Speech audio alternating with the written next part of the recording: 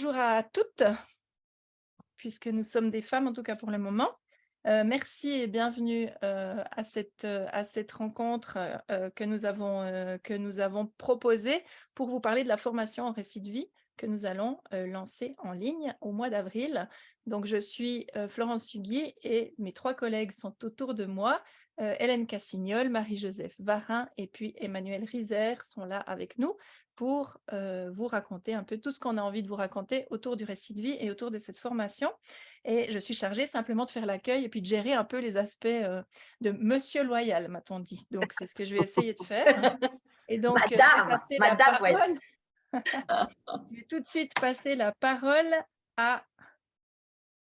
C'était Emmanuel qui commence. Ouais, Vous Ouais. parler du collectif DIR et vous raconter ce qu'on va faire. Je vais vous montrer le plan de ce qu'on a imaginé pour cette soirée et ce qu'on va vous proposer. Donc, dans un premier temps, on va donc vous parler de cette formation, mais pour commencer, on va vous expliquer un peu comment fonctionne le collectif DIR, quelle est l'origine de ce collectif et qu'est-ce qu'on peut dire de ça pour que vous compreniez un peu dans quoi vous êtes en train d'arriver. Ensuite, on va vous parler de chacune de nous pour vous raconter en quelques mots ce que nous sommes, qui nous sommes et pourquoi nous faisons du récit de vie ou pourquoi nous sommes actifs dans ce domaine-là. Et puis ensuite, on va vous parler plus concrètement de la formation, de la structure de cette formation, des modules qui sont prévus, des différentes étapes que vous allez pouvoir vivre si vous souhaitez aller plus loin. Et donc vraiment une présentation très concrète des différents aspects qui sont importants. Puis on va vous parler aussi du prix et de la manière dont on a construit tous ces aspects-là pour que vous soyez au clair. Et ensuite, on va vous parler aussi des aspects pratiques avec les inscriptions, comment ça se passe, qu'est-ce qui est possible de faire. Et évidemment, on va ouvrir un temps pour les questions, puisque c'est aussi l'idée ce soir de pouvoir répondre à toutes vos questions si vous en avez. Voilà, donc ça fait partie de cette première présentation que je dois vous faire et c'est maintenant que je vais passer la parole à Emmanuel qui va vous expliquer qu'est-ce que c'est que ce collectif DIR. Et pour ça, Emmanuel, si tu es d'accord, on arrête le partage? on peut. OK? Ouais, ça va très bien. Oui, oui, bonsoir à toutes. Le partage, c'était la page d'entrée de notre site Internet sur lequel on explique un petit peu ce qu'on fait. Juste vous dire que le collectif a 10 ans et qu'on l'a créé avant tout au départ pour nous, avant d'ouvrir. C'est-à-dire pour nous, pour créer un lieu d'intervision. On avait tout été formés plus ou moins longtemps par Fribourg, hein, la formation de recueilleuse de résidus à Fribourg. Et puis, on avait tout envie d'en faire une profession et on avait besoin d'échanger pour définir un peu cette profession. Donc, on a fait de l'intervision pendant longtemps et uniquement. Et aussi des actions envers le public, des apéros récits de vie, des cafés récits de vie, des conférences, une ou deux campagnes médias, enfin pour faire connaître le métier. Et puis, assez rapidement, on s'est dit, mais au fait, ce métier qui est un métier formidable, il n'y a pas que nous qui aurons envie de le faire. Et on a eu envie de faire une formation pour transmettre, au fait, ce que l'on pratique chacune et enrichir encore et toujours notre pratique grâce à cette posture de formatrice où on doit expliquer le métier et où on se retrouve questionné sur le métier. Donc voilà, depuis 2 ans, on propose cette formation à Neuchâtel et en ce moment, la 4e volée est en train d'être formée, la 4e volée en présentiel et on aimerait vous proposer une formation online. Voilà. Pour le collectif, j'essaye d'être pour ne pas prendre trop de place, mais je réponds très volontiers. Après, on répond très volontiers à vos questions. Quand même, vous dire que le fonctionnement du collectif, au fait, ce qu'on trouve important, c'est de travailler vraiment en collectif pour tout. Et donc, pour la formation, en format 2 toujours. Et puis pour le collectif, on est toujours dans l'échange et le partage, ce qui n'est pas toujours facile, mais ce qui est très, très enrichissant. Voilà.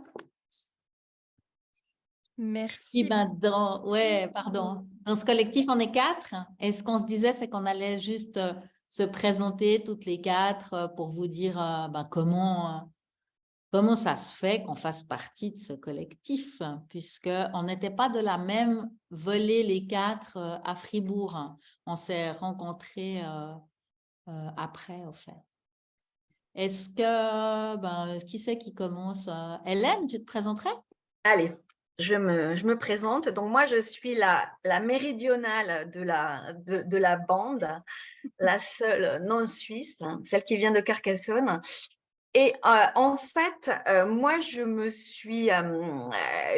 suis donc formée en récit de vie il y a 10 ans, après une vie professionnelle dans l'édition et dans la presse, mais côté diffusion, donc pas du tout écriture. Et cette écriture, je pense que je l'avais en moi, et puis ce goût des autres, hein, à la fois le goût de la rencontre et le goût de l'écriture, je l'avais en moi, mais cette formation à Fribourg m'a permis de réaliser en fait cet alliage. Et parallèlement, puisque moi, mon domaine d'emblée d'intérêt se portait sur les personnes âgées en institution, parallèlement à la formation, j'ai collaboré avec un EMS, avec un EMS de ma commune. Et ce mélange déjà de formation et pratique m'avait semblé très important. Et du coup, quand il a été question effectivement d'aller plus loin, c'est vrai que le collectif, enfin, quelque part, ça coulait de source, d'encore questionner nos pratiques. Puisque c'est vrai que c'est quand même un métier dans lequel on est parfois seul. Et cette plateforme qu'est le collectif m'a permis effectivement, moi, de progresser énormément, et puis de m'ouvrir des horizons, justement aussi hors des maisons de retraite. Je continue toujours dans les maisons de retraite, mais j'ai pu expérimenter bien d'autres choses, et aussi grâce à la force que m'a apporté ce collectif. Voilà, je m'arrête là pour l'instant. Oh, mais c'est formidable parce que quand même vous dire qu'on est quatre bavardes, mais là on est concise. Hein. Wow, wow. Marie-Jo. Alors, bonjour à toutes. Moi, je m'appelle Marie-Joseph Varin. J'habite le canton du Jura, donc en Suisse. Et moi, je suis infirmière de profession à la base. Et j'ai travaillé durant une vingtaine d'années auprès de personnes âgées. Et au fur et à mesure de l'exercice de ma profession, voilà, est apparu aussi le questionnement de me dire, mais finalement, j'ai des personnes en face de moi qui ont 80, 90, certaines maintenant 100 ans. Et qu'est-ce qui font qu'elles sont encore là aujourd'hui devant moi? Qu'est-ce qu'elles ont traversé? Qu'est-ce qui leur a permis aussi d'enchaîner les expériences et d'être debout encore aujourd'hui? Et c'est ce questionnement-là qui m'a fait entrer dans la recherche de leur histoire, de leur parcours, de vouloir entrer dans leur, oui, dans leur histoire et dans leur récit. Et finalement, c'est là que je suis arrivée à la formation également du côté de Fribourg pour pouvoir, je dirais, enrichir ma profession d'infirmière, qui fait que je suis là pour suppléer à ce que les gens ne peuvent plus faire. Mais aussi, là, j'avais envie de m'approcher de qu'est-ce qu'elles font encore et pourquoi elles sont encore là.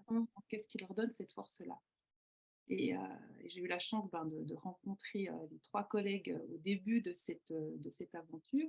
Et ce qui fait que d'entrer dans ce collectif a permis aussi un questionnement, un cheminement qui amène d'une richesse juste incroyable et qui permet aussi de se positionner et de mesurer aussi toute l'importance de se questionner quand on se lance dans le récit. Donc voilà, et aujourd'hui, j'ai quitté le monde des soins infirmier pour entrer dans une activité d'indépendante qui lie également aussi le récit. Voilà, en quelques mots. Merci Marie-Jo. Florence. Alors, moi je suis Florence Hugui, et en fait, moi je viens du journalisme.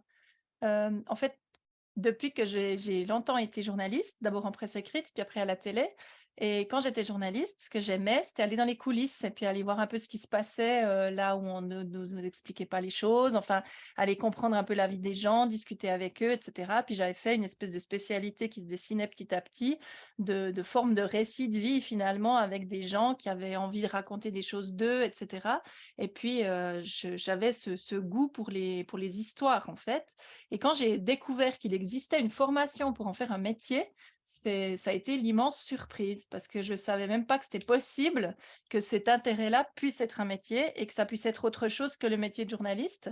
Et donc, je vais quand même le préciser parce qu'il n'y a aucune de mes collègues, je crois, qui l'a dit. Toute cette formation de Fribourg, c'était une formation à l'université de Fribourg. Et donc, c'est une formation continue qui a été mise en place d'abord à l'université de Fribourg et puis que j'ai découvert à ce moment-là. Donc, j'en avais fait un sujet pour les émissions d'actu de la RTS où je travaillais à cette époque-là, télévision suisse pour les personnes qui sont d'ailleurs, et puis qui m'ont amené donc à me former en récit de vie, qui est une approche très différente du journalisme puisque on est embarqué avec les gens et on n'est pas seulement en train d'aller tirer d'eux une réponse à la bonne question dont on a besoin pour un sujet anglais comme nous on a choisi de l'anglais. Non, là on est embarqué dans le même bateau et c'était vraiment aussi la découverte d'une profession à part entière. Et on y reviendra sur l'importance de cette profession de praticienne en récit de vie qu'on a envie de transmettre aujourd'hui. Et puis, parallèlement à ça, alors depuis, j'ai quitté la RTS pour mon plus grand bonheur et je suis indépendante depuis 10 ans cette année et je fais notamment beaucoup de formations. Je suis formatrice professionnelle, je suis celle qui fait le plus de formations, je pense, dans l'équipe. Et puis, je suis formatrice pour les futurs formateurs et formatrices d'adultes. Donc, c'est une thématique qui m'intéresse énormément et je trouve que c'est très important d'arriver à transmettre ce savoir, transmettre ces savoirs, quels qu'ils soient d'ailleurs, de manière professionnelle. Et je crois que c'est ce qu'on propose dans le cadre de la formation au récit de vie. Donc, on va vous parler ce soir. Voilà ce que je peux vous dire. Merci, Et à Florence. toi, Emmanuel. Ouais. Donc, moi, je viens aussi du journalisme et il y a aussi 10 ans que je suis indépendante. Et je crois qu'il faut qu'on demande à Marie-Claude de mettre son Ouais, je vais le micro faire. sur Attends, off. je vais fermer. Ouais, merci. Je vais fermer les micros. C'est tout Ouais. bien. Ouais. Et donc, voilà. Donc, moi, il y a 10 ans que je suis indépendante dans l'écriture. Je suis venue au récit de vie, au fait, par le récit de ma mémé, la mère de mon père, qui avait écrit son récit, ça s'appelait La vie d'une femme.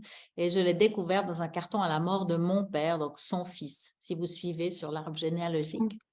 Et puis, voilà, je suis venue au récit de vie comme ça. J'étais dans la première volée de la formation de Fribourg.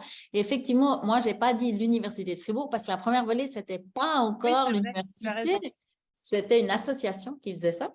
Et puis, je me suis formée aussi en animatrice d'atelier d'écriture. Et au fait, je fais un peu tout ce qui tourne autour de l'écriture et du récit de vie. Alors, des fois, c'est et du récit de vie, comme quand on praticienne au récit de vie, c'est écriture et récit de vie.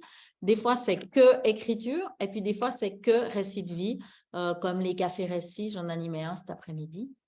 Voilà. Et puis, quand je me suis lancée en indépendante, au fait, ma grande crainte, c'était de me dire, oh, mais les collègues vont me manquer. Mon dernier job, c'était un job dans un musée où il y avait une bonne ambiance de collègues.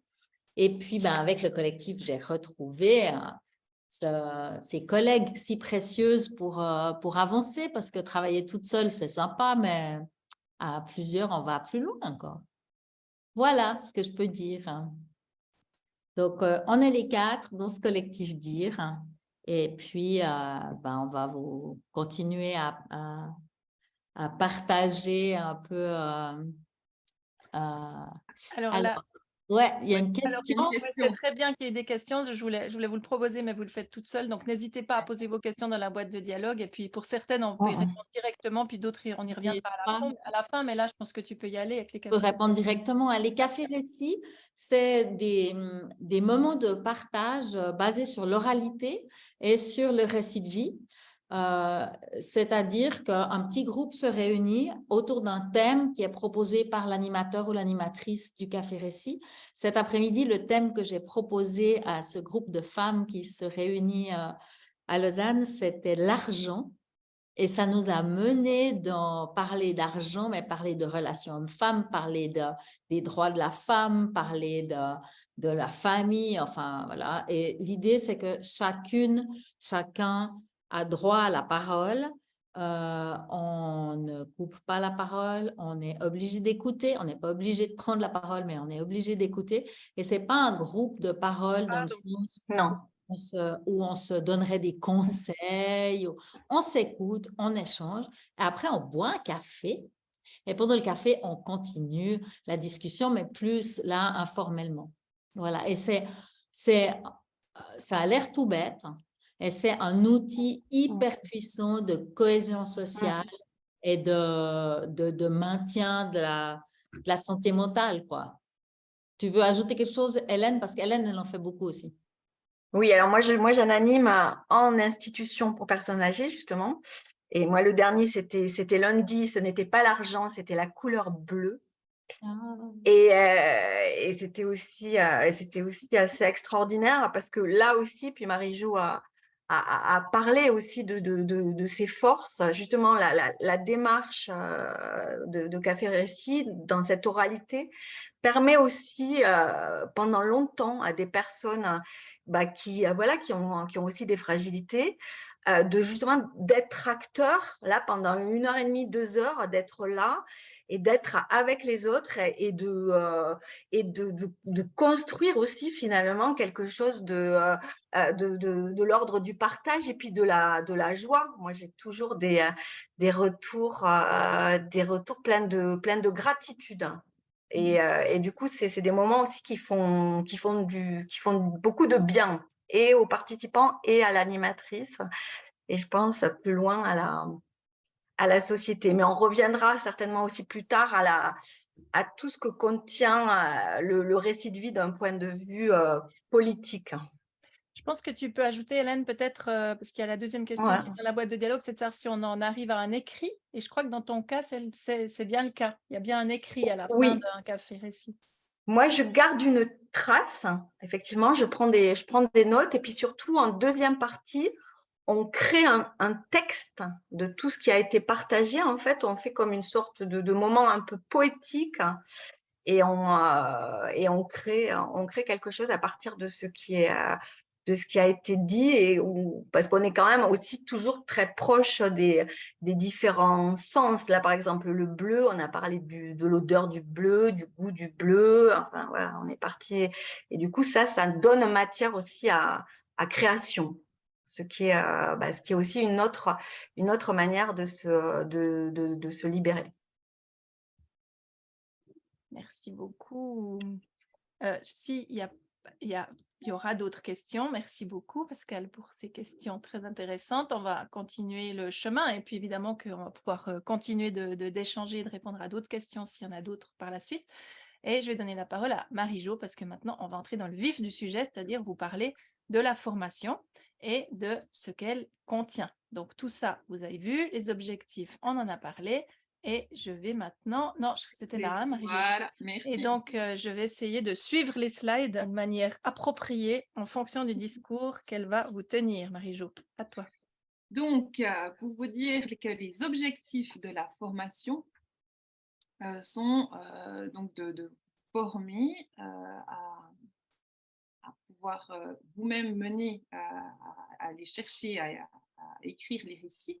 Donc, c'est de comprendre et d'expérimenter les récits de vie, tout en comprenant aussi les enjeux, appréhender et assimiler les références théoriques nécessaires, connaître ces enjeux et les appréhender, excusez-moi, parce que quand on se lance dans la démarche de récit de vie, ce qu'on n'imagine pas forcément, c'est toutes les questions inhérentes à cette pratique.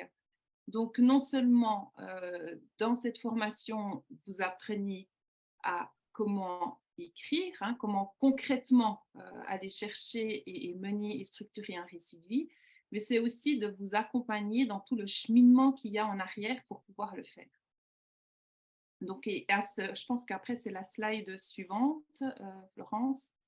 Voilà, donc vous êtes des professionnels, donc ça, c'est le public qui est visé, c'est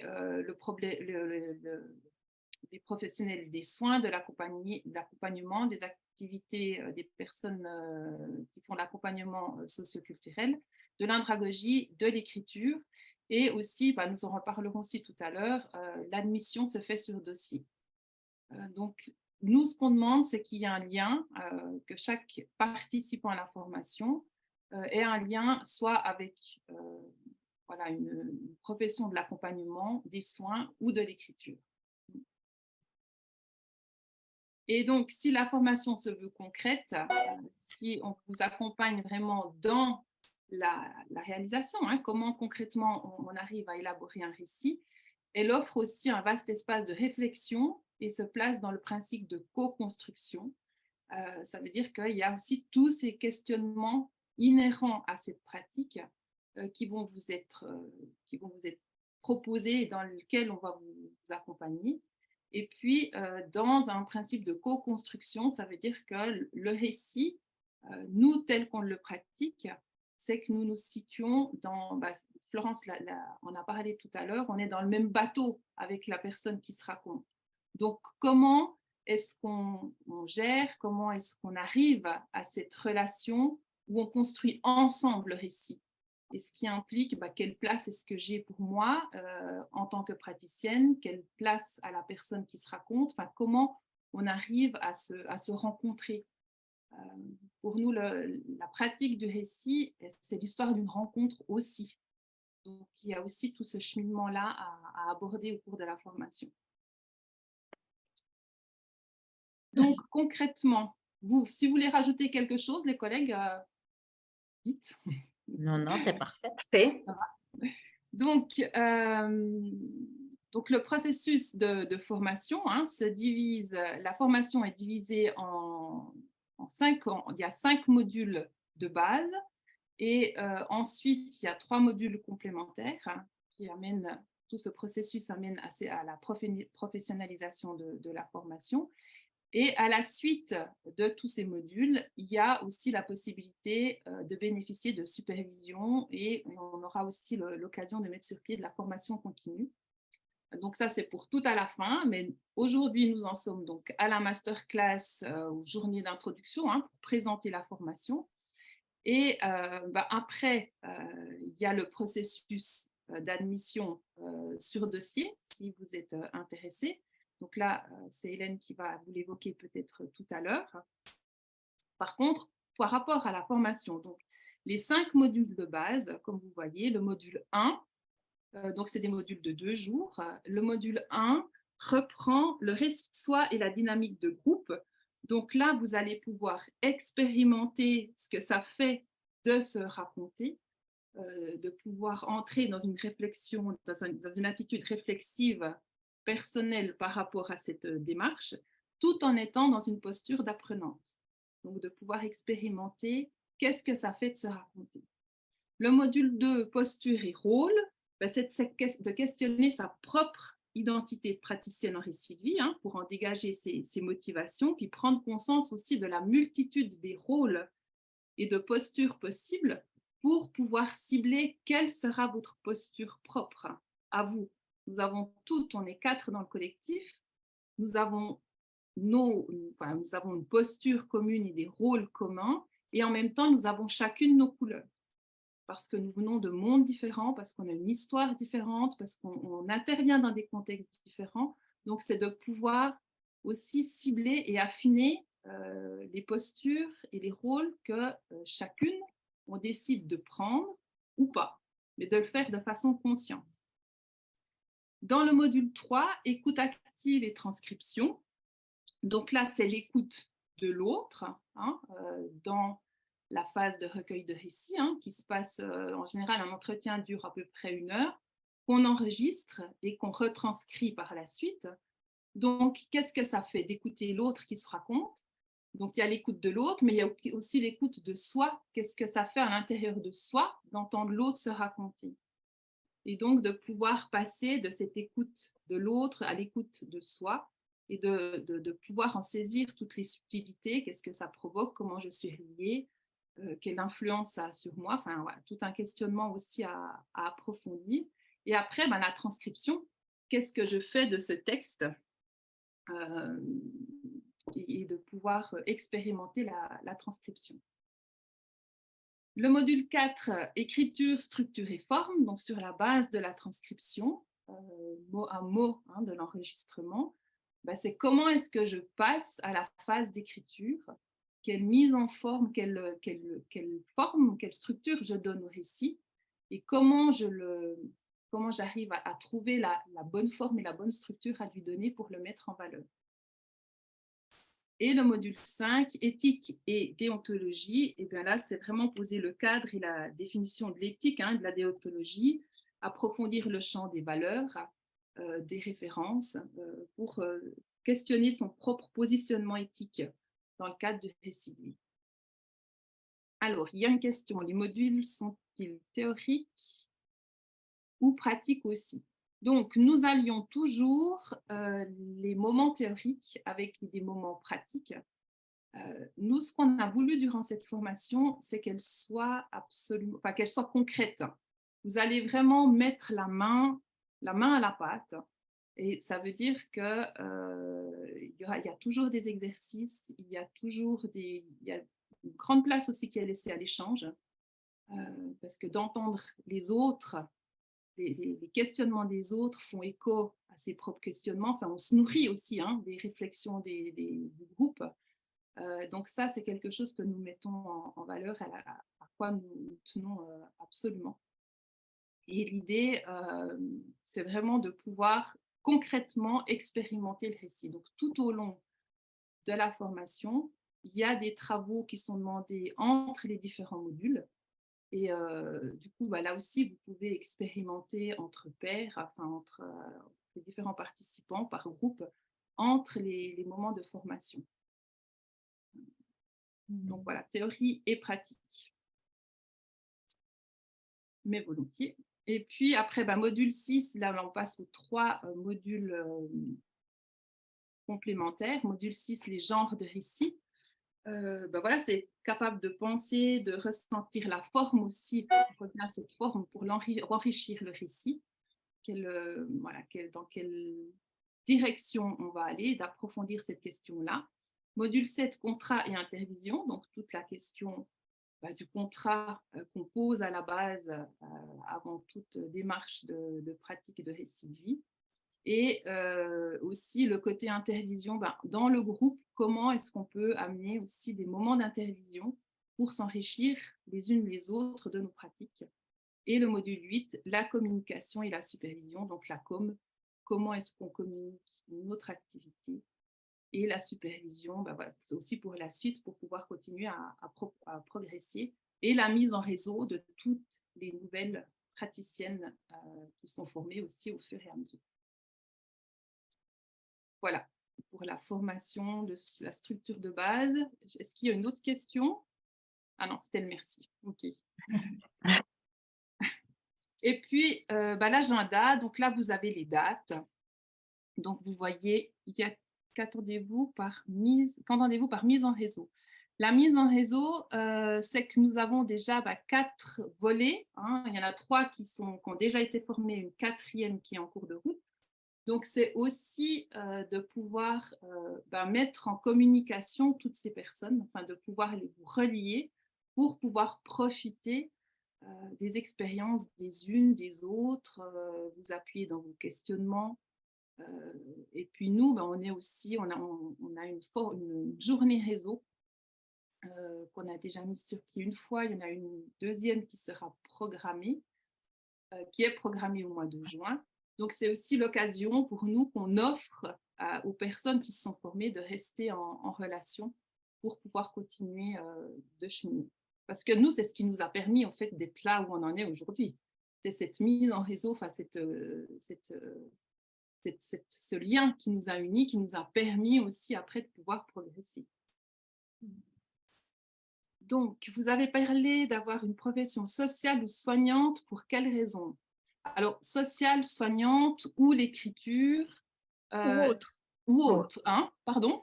Ou autre. Ou autre, oui. Mais c'est vraiment, l'idée, c'est déjà d'avoir l'envie de pouvoir rencontrer, d'aller à la rencontre de l'autre, et d'avoir déjà une certaine base dans un des domaines, que ce soit l'écriture, que ce soit la relation. Ça donne quand même déjà une certaine assise pour pouvoir après aussi avancer dans la formation, en sachant que tout s'apprend. Mais l'idée, c'était quand même d'avoir l'envie de pouvoir avancer, de pouvoir aller à la rencontre de l'autre. Et dans ce sens-là, c'est vrai que c'est les professions sociales. Il y a aussi la notion de projet. Quand on admet quelqu'un dans le dossier d'admission, ce qui me paraît aussi important, c'est que la personne qui vient se former, elle a un projet, qui a une intention vraiment de pouvoir entrer dans une démarche concrète de récit. Et ça, c'est quelque chose aussi auquel on fait attention, qui est même une exigence de notre part, pour qu'on puisse après aussi avoir des groupes qui soient moteurs, qui soient motivés et qui ont envie d'avancer. Je ne sais pas si vous vouliez rajouter quelque chose ou bien ça vous… Moi, j'ai quand même envie de dire que c'est ouvert à tout le monde en réalité, et qu'il y a des gens qui viennent pour faire une nouvelle profession et qui n'étaient pas forcément issus de milieux sociaux, il n'y a pas de projet social en fait pour devenir praticienne en récit de vie. Enfin, je pense que c'est quand même important de le dire. Certaines personnes viennent plutôt de l'écriture, certaines personnes viennent plutôt du social ou de la santé, mais en fait, on a aussi eu des personnes en formation qui étaient d'aucun de ces domaines-là et qui avaient envie de développer une nouvelle activité, ce qui fait évidemment aussi partie des possibles. Donc, c'est important quand même de vous le dire. Oui. Oui, mais je pense aussi que là, pour faire le lien entre ce que vous avez dit toutes les deux, ce qui effectivement nous semblait très important d'emblée, justement pour que les groupes soient moteurs, c'est qu'il y ait quand même une volonté de s'engager aussi dans cette démarche pour la faire vraiment sienne. Parce que du coup, ça change tout. Et peut-être aussi que cette formation, on l'a vraiment conçue aussi par rapport à ce que nous, on avait reçu.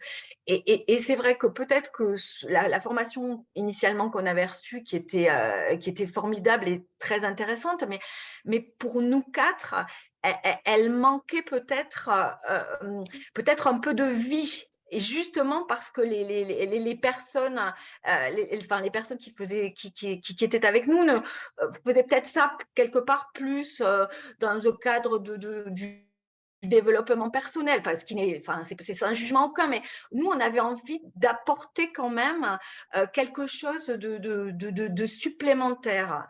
Et c'est pour ça que l'engagement, avoir envie vraiment de soi-même, de mettre la main à la pâte et de faire en sorte que cette démarche soit sienne, ça nous semble primordial. Voilà. Et si ça fait lien en fait ça fait lien avec la partie suivante, donc les dates, vous les retrouvez aussi sur le site internet. Vous aurez, on va vous envoyer ce qu'on est en train de vous diffuser aujourd'hui et vous l'aurez à disposition, mais sur le site, vous retrouvez toutes les dates pour cette prochaine session. Et puis, ça fait peut-être sens de passer à la partie suivante, si ça vous va, donc de vous donner peut-être les détails de à quoi va ressembler ce qu'Hélène va vous partager. C'est-à-dire, je ne sais plus du tout, c'était quoi? Oui. C'était nos forces, en fait. C'était les forces, voilà. Qu'est-ce qu'on vous apporte de différent? Voilà. C'était nos forces. Bon, alors d'abord, vous nous voyez toutes les quatre. Alors, vous nous entendez parler depuis un petit moment déjà. Vous voyez qu'on est assez différentes. On vient vraiment effectivement de milieux divers. On n'est pas arrivé au récit de vie pour tout à fait la même raison. Et on agit toutes dans des milieux qui peuvent être soit similaires, soit connexes. Et du coup, on a vraiment toujours cette idée de complémentarité. Puis surtout, cette formation, on l'a vraiment conçu ensemble, c'est-à-dire que c'était un projet commun. Et dans ce commun, il y a aussi l'essence quelque part du récit de vie, c'est-à-dire on a voulu faire un lien. Le récit de vie, Marie-Jo en a parlé, c'est l'histoire d'une rencontre, c'est-à-dire on co-construit un récit avec la personne qui se raconte. Et nous, cette formation, on l'a co-construite à quatre. Et c'est aussi, je pense, ce qui la rend totalement originale.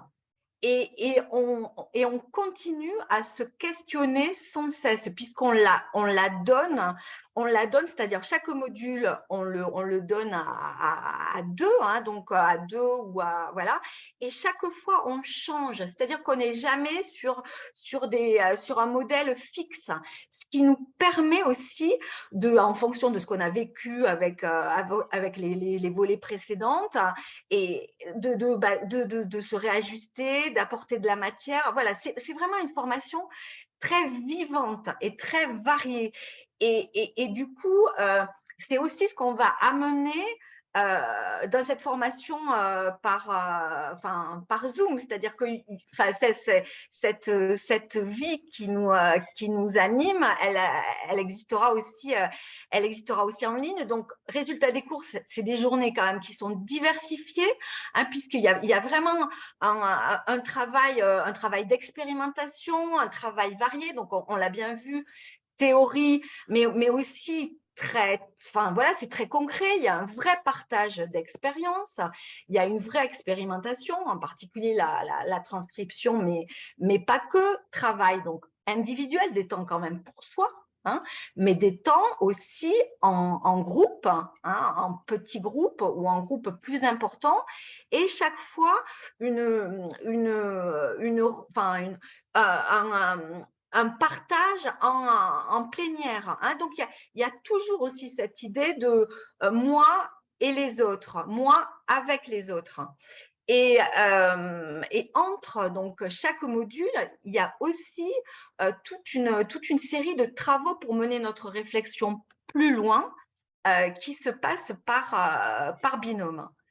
Et voilà, et ça, je pense que c'est vraiment aussi un peu l'âme de notre formation, parce que c'est aussi l'âme de notre collectif. On a grandi et on continue à grandir ensemble, et c'est ce qui nous intéresse. Mais Florence, tu veux peut-être aussi, toi, rajouter d'autres choses? Pas du tout, je pense que mais c'est important juste de préciser peut-être que ces travaux qu'on vous demande dans les intermodules, ce n'est pas des choses qui vous prennent un temps fou. Non. C'est juste simplement l'idée de garder le lien et puis d'avoir l'occasion de pouvoir échanger. Et par exemple, là, le groupe qu'on va reprendre pour le module 3 avait un travail intermodulaire autour de de quoi ils se souviennent autour de leurs 20 ans, par exemple, qui sont quand même des questions très sympas, qui permettent d'être débattues et d'amener du sens, d'amener des questionnements, d'amener du concret et prendre conscience de ce que ça signifie en termes de récit de vie, ce genre de choses. Donc ça, c'est un exemple, mais parmi beaucoup d'autres. Donc, on essaye vraiment de rendre les choses le plus attractives possible, parce qu'en fait, on n'a juste pas du tout envie de s'ennuyer. On a surtout envie de s'amuser, d'apprendre, s'enrichir, mais d'avoir du plaisir. Et c'est aussi ce qu'on essaye d'apporter dans le cadre de ce qu'on vous propose aujourd'hui. Alors, combien de participantes par session? Jusqu'à présent, on a eu des groupes qui tournaient autour d'une quinzaine de personnes. Et c'est vrai que c'est assez intéressant parce que ça crée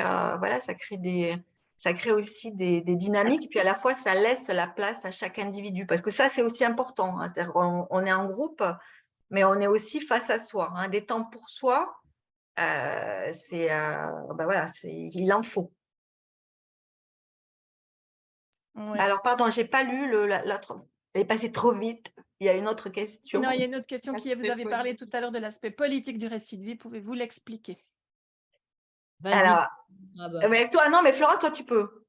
Bien sûr. Toi, ouais, vas-y. En fait, pour moi, le récit de vie est avant tout politique, dans le sens où, et mes collègues, je pense qu'elles seront d'accord là-dessus, dans le sens où l'idée, c'est de donner la parole à des personnes qui ne l'ont jamais, qui n'ont pas l'occasion de pouvoir s'exprimer, mais qui ont des choses à dire et qui ne sont pas forcément toujours entendues. Donc, nous, en fait, on a l'habitude de dire qu'on publie ou qu'on écrit des best-sellers à 4 exemplaires, parfois des super best-sellers à 200 exemplaires, mais ça, c'est vraiment l'exception de l'exception.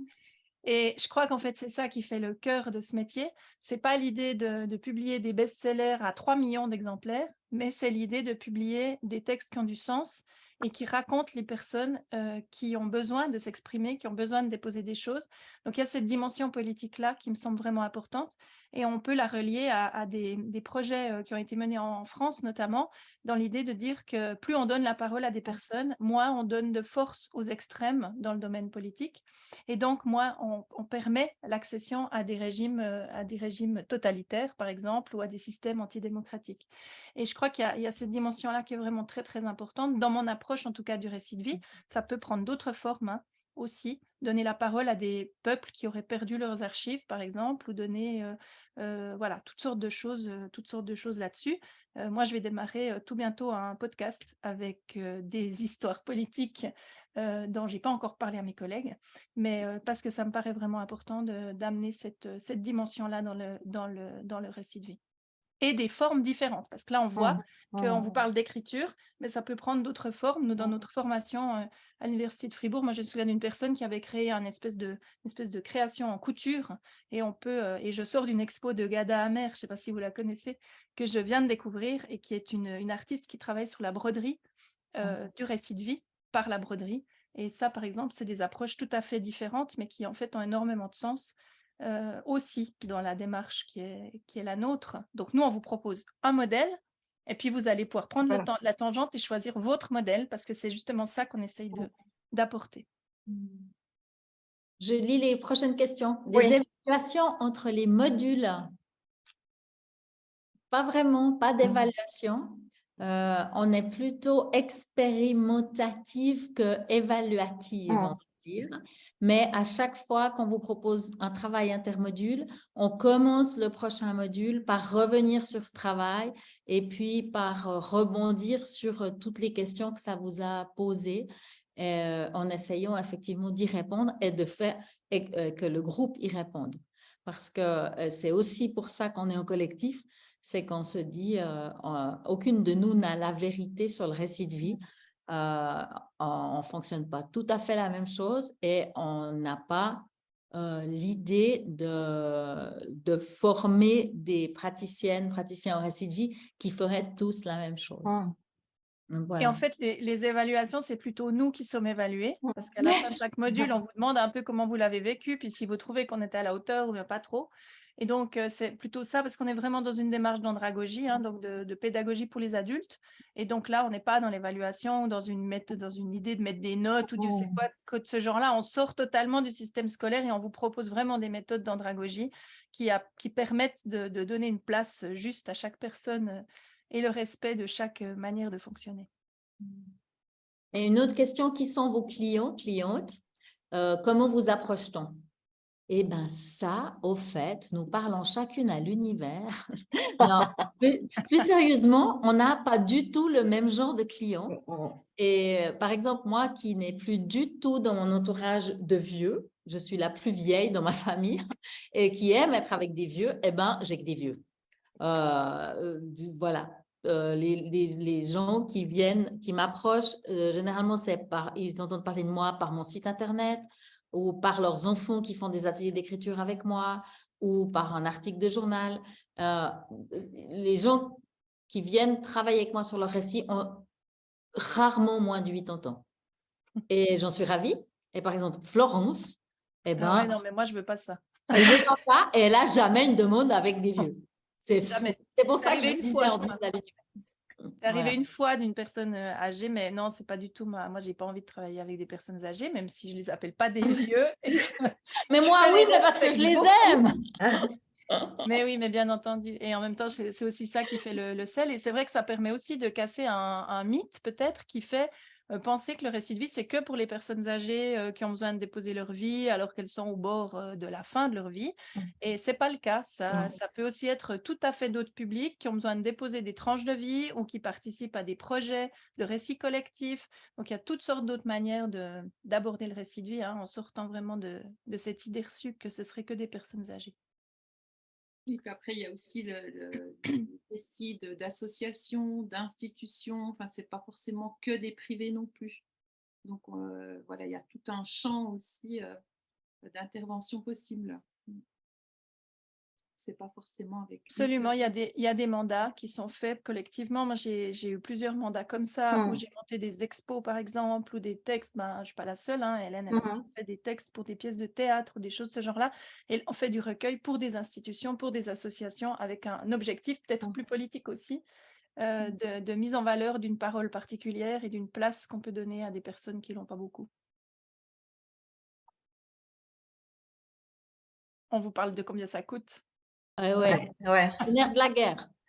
On vous parle de combien ça coûte. Alors, dans notre réflexion autour du prix, on a mené les choses de cette façon-là. On s'est dit, c'est important qu'il y ait un prix qui soit abordable et qui soit possible de payer pour les personnes qui ont envie de se former.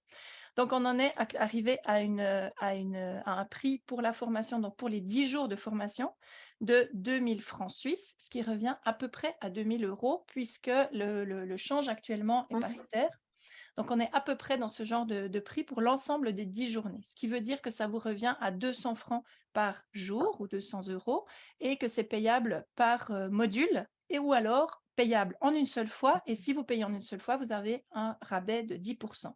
Ce qu'on a fait avec les personnes qui ont choisi de faire ce paiement en une seule fois, mais c'est une proposition qu'on fait à tout le monde, c'était de proposer à ces personnes de payer quand même les 2000 francs, mais de garder, nous, leurs 10% pour notre fonds de solidarité, qu'on pourrait comparer à une formation suspendue, comme il existe des cafés suspendus dans certains établissements, dans l'idée de créer un fonds de solidarité qui permet de financer une formation pour quelqu'un qui n'aurait pas les moyens de se la payer. Alors, on contribue totalement librement à ce fonds, hein. Il n'est pas du tout d'ailleurs obligé de contribuer à ce fonds, c'est vraiment chaque personne qui choisit de le faire. Mais si quelqu'un décide de financer sa formation en une seule fois en mettant le prix total, eh bien nous, on garde les 10% pour le fonds de solidarité qui servent à des personnes qui sont actuellement en formation, qui s'approchent de nous parce qu'elles ont besoin d'être soutenues financièrement. Et c'est évidemment valable aussi pour vous, puisque ce fonds de solidarité, il existe et que nous, on est toujours ravis de pouvoir contribuer à soutenir la démarche d'une personne qui serait motivée, qui aurait envie de se former, mais qui n'aurait pas forcément les moyens de le faire. Et ça nous amène à un point qu'on n'a pas abordé, mais que j'aimerais peut-être aborder maintenant. Je crois que voilà, je vais arrêter juste le partage pour vous en parler. C'est les conditions d'admission pour la formation. Donc en fait, et ça fait sens par rapport à la question qui arrive, qui était est-ce que la formation est certifiante ou reconnue? Alors, les conditions d'admission, elles sont en 2 temps. Le premier temps, on vous demande de nous écrire une lettre de motivation et de nous envoyer votre curriculum vitae, ce qui nous permet de voir à peu près qui vous êtes et surtout quel est le projet que vous avez envie de mener. Est-ce que vous faites ça parce que c'est une suite logique avec une profession qui est déjà existante? Est-ce que vous faites ça parce que vous avez un projet particulier dans le domaine du récit de vie? Ou est-ce que vous faites ça parce que vous avez besoin d'un nouveau métier, mais avec des idées de comment le développer? À vous de venir avec ce que vous avez envie de nous dire, et c'est sur la base de votre lettre de motivation, qui est une vraie lettre de motivation, et de votre CV en partie aussi, que nous allons prendre la décision d'admission ou non. Une fois que cette admission est acceptée, donc une fois qu'on vous a confirmé le fait que vous étiez les bienvenus, c'est à ce moment-là qu'on va vous demander d'écrire votre récit de vie. C'est évidemment pas votre récit de vie qui va faire admission ou non-admission, parce que chaque personne a un récit de vie et voilà, ça ne fait pas partie des choses qui sont jugées, mais c'est des choses qu'on vous demande de faire en préalable parce qu'on va pouvoir s'en occuper ensuite en formation et vous allez pouvoir déjà faire l'expérience de vous raconter un peu avec ce que vous avez envie de raconter. La forme est totalement libre pour qu'on puisse déjà entrer dans cette formation avec cette approche-là, avec cette expérience-là. Ensuite, au niveau de la certification et de la reconnaissance. Alors, pour l'instant, cette formation, elle est certifiée par nous uniquement, mais nous sommes en réflexion pour en faire une formation certifiée au niveau suisse, qui n'est pas une certification qui serait peut-être pas passionnante ou super intéressante pour des gens qui viendraient de l'étranger, mais qui serait l'idée de la faire certifier à un niveau important, enfin un niveau de formation supérieure en Suisse. Et on a des possibilités de pouvoir le faire. Donc, on souhaite le faire pour les personnes qui sont suissesses et qui comprennent ce genre de langage un peu bizarre et administratif. On aimerait en faire un brevet fédéral. C'est là le projet sur lequel on est en train de travailler. qu'on est en train d'envisager en tout cas, pour pouvoir la faire certifier. Donc actuellement, elle n'a pas d'autres certifications et on ne cherche pas à en faire, à se faire certifier différemment parce que ce qu'on voit, c'est que la profession elle-même en tant qu'indépendante, c'est une jeune profession, mais les personnes qui la pratiquent en indépendante, je ne crois pas qu'on est très souvent sollicité en devant montrer un diplôme particulier, à part celui qu'on aurait pu obtenir. Et puis, je ne sais pas ce que vous avez envie d'ajouter par rapport à ça, les expériences que vous avez faites, mes collègues. Non, mais moi, Demandes particulières en matière de certification. Non, mais moi, j'aurais envie quand même de rajouter, enfin, c'est pas du tout un pendant, mais d'où l'importance aussi que l'on accorde à créer ce fameux et à rendre vivant ce fameux réseau, parce que voilà, la certification, c'est une chose, mais ce qui nous permet aussi et puis ça répond à une autre des questions, comment aussi vous obtenez vos projets.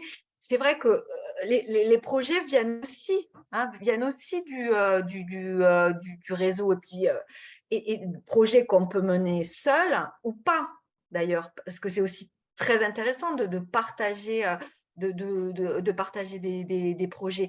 Donc du coup, voilà, et puis c'est aussi ce réseau qui nous permet de continuer à être en alerte, d'avoir envie d'oser certaines choses. Et je pense que c'est complémentaire justement à cette certification qui arrivera certainement un jour. Mmh.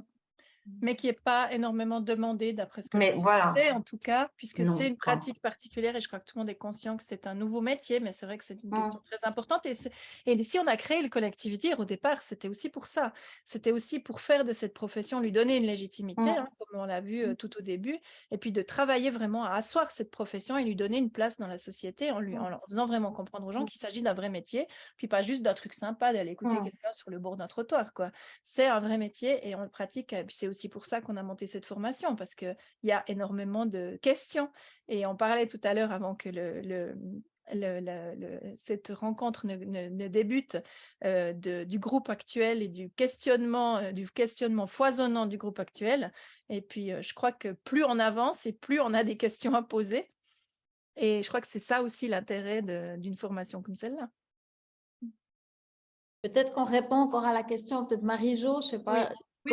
comment on trouve nos clients, mais je crois que c'est un peu toute la même chose, comment les gens viennent à nous, quoi. Alors, il y a beaucoup de bouche à oreille. Le réseau aussi. Là j'ai un récit qui a été amené aussi par quelqu'un qui ne se sentait pas d'entrer dans ce domaine-là, donc qui m'a dit est-ce que toi, tu es intéressé? Donc là, c'est une autre praticienne qui était en formation qui est venue. Et puis après, il y a toute la question de la publicité, comment se faire connaître, être présente sur les réseaux, aller se profiler aussi, se faire connaître auprès des associations, des communes. Et ça, c'est une démarche proactive, effectivement. Oui, et puis aussi les anciens récits. Moi, j'ai plusieurs récits qui découlent de récits précédents. Et ça, c'est aussi très gratifiant, parce qu'on se dit qu'on a bien bossé. Bonjour. On est en cours, donc on vous laisse prendre en cours. Et s'adapter si on est en France ou pas en Suisse. OK, pour faire partie du collectif, ou n'avez-vous que des participants de Suisse? Alors, pour l'instant, par définition, on a principalement des personnes qui viennent de Suisse, puisque la formation a lieu en présentiel. La première édition en ligne, c'est celle qu'on va proposer cette année, parce qu'on a eu des demandes de l'étranger et qu'on a une série de personnes qui sont intéressées à se former à cette discipline à distance. Et c'est pour cette raison qu'on a choisi de lancer une version en ligne. Donc, par définition, le public, il était plutôt régional. Mais ce qu'on observe, c'est qu'on a des gens de toute la Suisse francophone. Ça veut dire de tous les cantons, de toute la région francophone. Alors, c'est minuscule par rapport à la France ou d'autres pays en francophonie, mais ça reste quand même intéressant de voir que des gens viennent de partout et qu'on a des gens vraiment de toutes les régions de Suisse qui s'intéressent à cette formation. Là, d'ailleurs, située géographiquement au centre un peu de la Suisse romande, dans un endroit facilement accessible en transport public. Est-ce que c'est adapté par rapport à la France ou par rapport à la Suisse? En fait, pour moi, ça semble...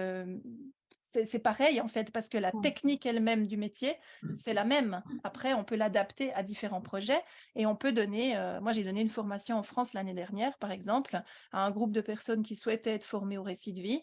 Et puis, c'est les mêmes techniques, mais après, c'est sûr que c'est adapté au public dans quelle région ça s'inscrit et puis pour quel objectif. Donc, tout ça est très ouvert, je crois. Mais vas-y, ouais. Ouais, j'ajoute volontiers qu'en France, souvent, ce métier est appelé biographe et pas praticienne ou recueilleuse en récit de vie. Ça, c'est pour une chose. Et puis, l'autre part de la question, c'était est-ce qu'on peut faire partie du collectif? Alors, au fait, notre association collective DIR, elle ne compte que nous comme membres.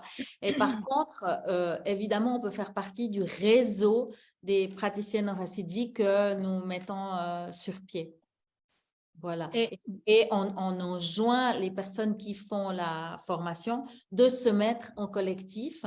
Et d'ailleurs, je crois que dans la volée 3, la volée 1 et la volée 3, il y a des nouveaux petits collectifs qui se sont créés. Dans la volée 1, elles sont 4 et elles ont toutes fait le récit de vie de l'autre. Il y en a une qui fait des ateliers d'écriture avec moi, chaque mois, elle me dit à quoi elles en sont. Elles avancent énormément là-dedans et elles s'entraident pour se lancer dans ce métier.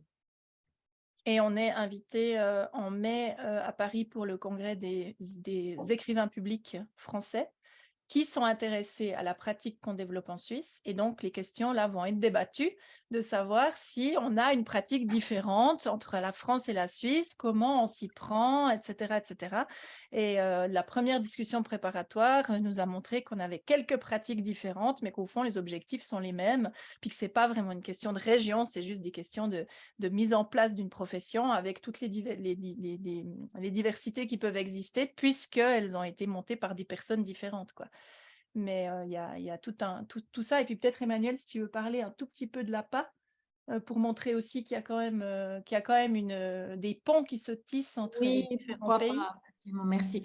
Il existe en France, basée à Ambérieu-en-Bugey, une association qui s'appelle l'Association pour l'autobiographie, qui a été créée en 92 par notamment Philippe Lejeune, spécialiste de l'écriture intime, dont le but est de conserver les récits d'écriture intime, en se disant que si quelqu'un prend la peine d'écrire « je », ça vaut la peine de le conserver. Et puis, cette association a plus de 4000 dépôts dans ses tiroirs, dont des récits de vie. Et puis en Suisse, il existe aussi, par exemple, à Neuchâtel, l'association pour la vie, les archives, pardon, de la vie. Les archives de la vie ordinaire. À Genève, les archives de la vie privée. Enfin, il y a des lieux pour déposer des récits de vie.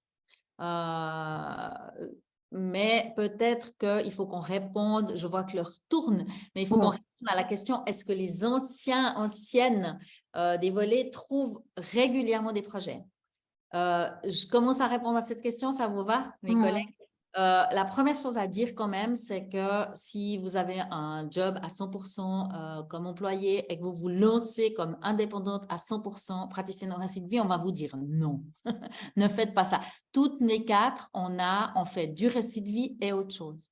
Du récit de vie et du coaching, du récit de vie et des soins, du récit de vie et des cafés-récits, du récit de vie et des ateliers d'écriture, enfin, etc. Il faudrait avoir constamment une douzaine de récits de vie en cours pour pouvoir en vivre. Et ça, c'est difficile. Donc, oui, les anciens participants, j'allais dire élèves, mais participantes au volet trouvent des mandats et parfois même nous leur amenons un mandat.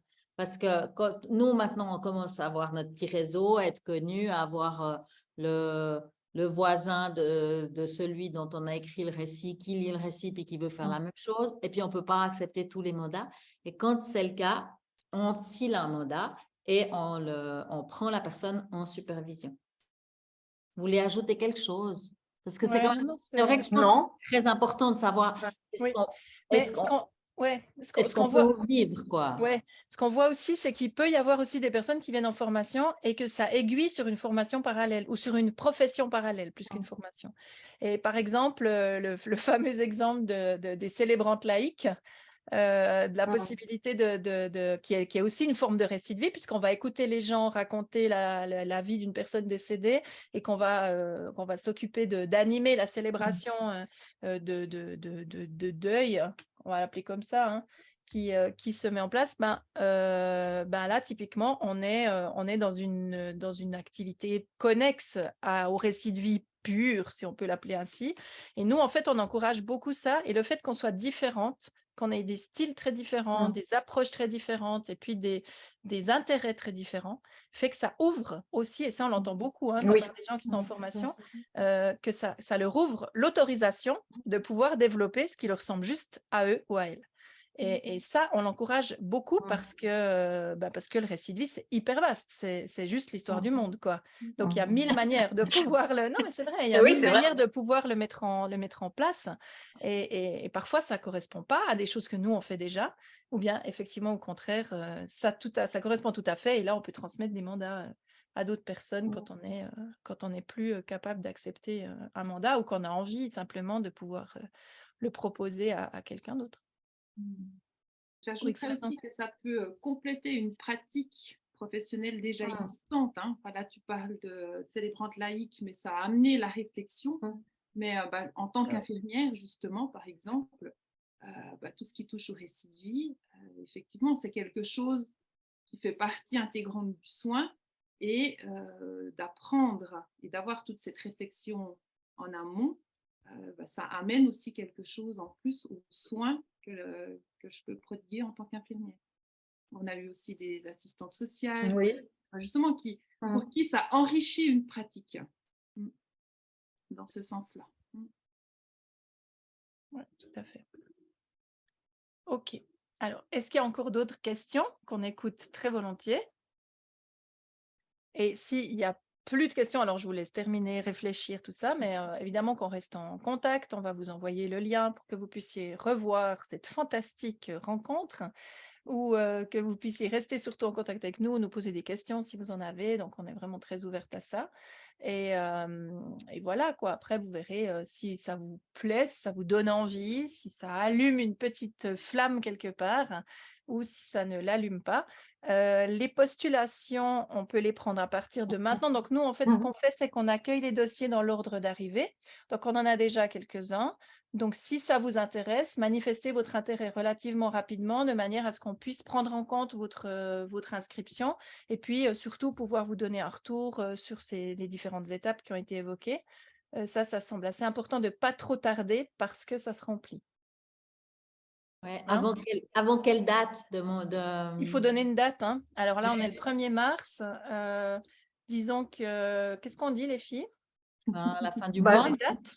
Ouais. C'est le 1er avril, là. Le plus tôt, oui, enfin, moi, ouais, le plus tôt serait le mieux. Le plus tôt serait le mieux. Si votre dossier n'est pas terminé, mais que vous savez que vous avez un intérêt, mettez-nous un mail. Comme ça, ça nous permet de savoir que vous avez un intérêt pour ça, ou bien vous nous le dites maintenant, comme vous voulez. Mais vous pouvez y réfléchir, parce que parfois, c'est bien de pouvoir dormir sur une information et puis décider ensuite de ce qu'on a envie d'en faire. Donc, mais n'hésitez pas à nous informer que vous êtes intéressé.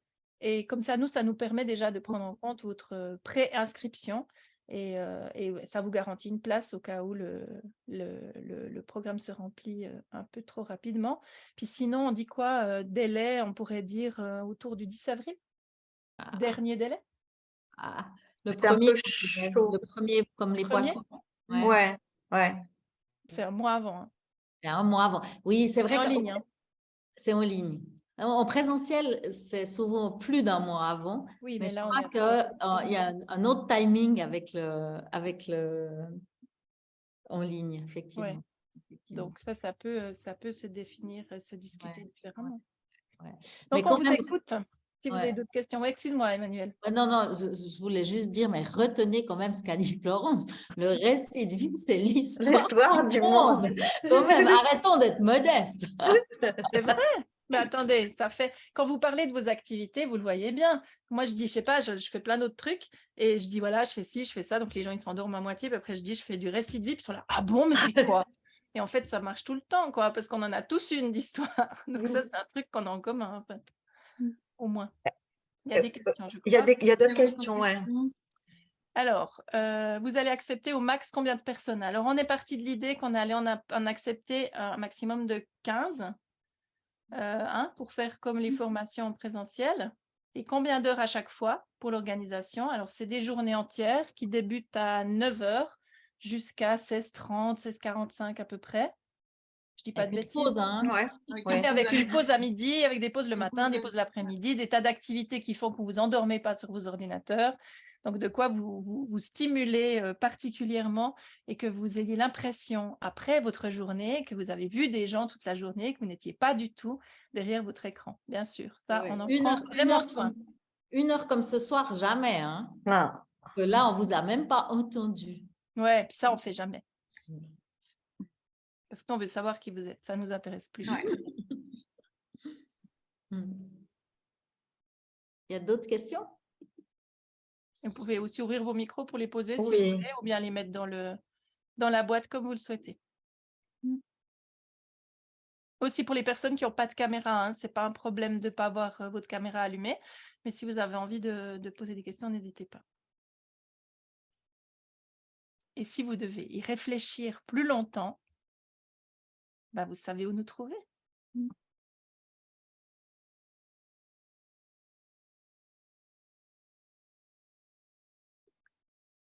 Donc, visiblement, tout a été dit. En tout cas, vous avez à peu près compris l'essentiel. Pour les personnes qui sont arrivées en cours, bah, vous aurez l'occasion de revoir le tout depuis le début. On va vous envoyer ce lien. Et puis, bah, on vous remercie énormément d'avoir pris le temps de venir nous rencontrer. Et je passe la parole à mes collègues. Ben non, là, les collègues Non, viennent de faire la reine d'Angleterre, le tour.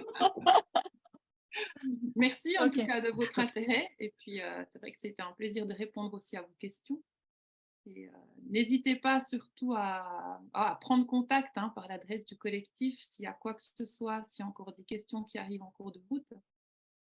Pour pouvoir Et après- l'adresse du collectif, alors hop, vous avez mis une Ouais. super slide pour les questions, mais l'adresse du collectif, c'est celle-là, collectif.dire@bluewin.ch, mais on est aussi atteignable sur les réseaux sociaux, sur Facebook ou sur Instagram, donc vous pouvez sans autre nous écrire par ce biais-là également, et puis vous avez de toute façon un lien avec ce mail puisque vous l'avez reçu pour pouvoir vous connecter ce soir.